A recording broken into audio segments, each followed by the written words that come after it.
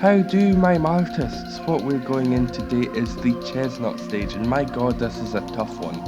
I will show you quite a few teams that I use, and just why they're not the best teams to use. This one, my Salaman's team, the team that I would recommend for the Vita and the Ice stages. Not even half of its health taken down. It's such a tanky Pokemon with such terrible disruptions. It's so hard to beat. And you know I love to do them itemless, but it really couldn't be done. This is another team that I did try thinking, going with a Rock Break Plus, going with a Rock Break Plus, and Mega Gengar, all or most of the free Pokemon stages are easiest when you've got Mega Gengar. But this, I've got 10 seconds left, and there's hardly even a quarter of its health taken away. I think it ended probably about maybe a quarter, maybe a third, it's quite hard to tell. Absolutely useless team, it's so difficult, and if you've watched more of my videos on Pokemon Shuffle, I am loath to use items. I will just often go in and try it completely itemless in so many different ways. And this team here is the first one I could use itemless, that used an item, Fortress there for the Rock Break Plus, and you've got Ho-Ho just there for the attack, and Gengar, which is there just to try and make some combos. But with the disruptions as they are, it's so incredibly tough to do. Even when you've got a disruption delay as I've used here, the only reason I was able to beat it was the continuing combo, which is not really how you should rely on beating a stage.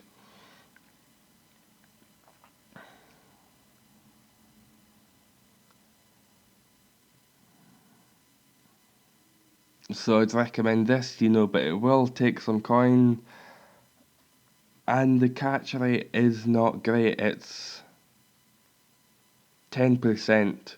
And so you've got to invest a little bit more just to make sure that you're going to be able to catch this Pokemon without any trouble.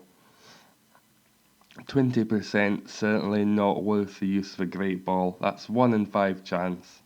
No way. So that was the first time I was able to beat it, and this was the team that I used for going in with an item run. And usually for a Pokemon stage, you go in with the Gengar, Mega Alakazam, getting rid of the blocks, getting the power boost, and you've got Genesect just there for the power, and it's exactly the same with Ho-Oh. They're just there for the power because there's not really any super effective Pokemon that have got skills or effects that would be able to be done. So you're going in with a Mega Start, an attack power up, and a disruption delay. So that's close to 10,000 coins you're spending just to do this one stage, and that's without catching it.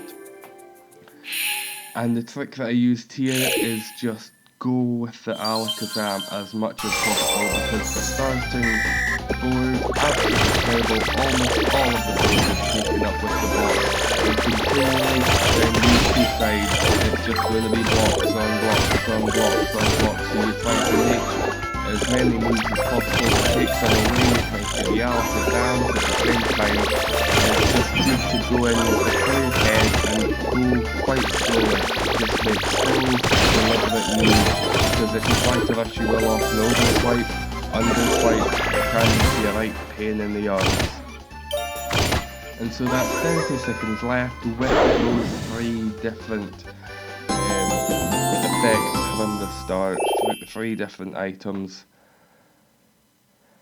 And for now, 30 seconds left, as you'd expect, the catch rate much better, 40%, able to catch it without any Great Balls, but if you're not and you've got about the same percentage, it'll go up into 30% if you get the Great Ball, and if you get a super catch rate, that'll be completely up to the max, no bother. So I would recommend perhaps a Great Ball, but it is such a tough stage, very tanky with some absolutely terrible disruptions.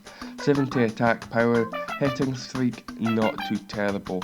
But thank you very much for watching, and how do Mime Artists?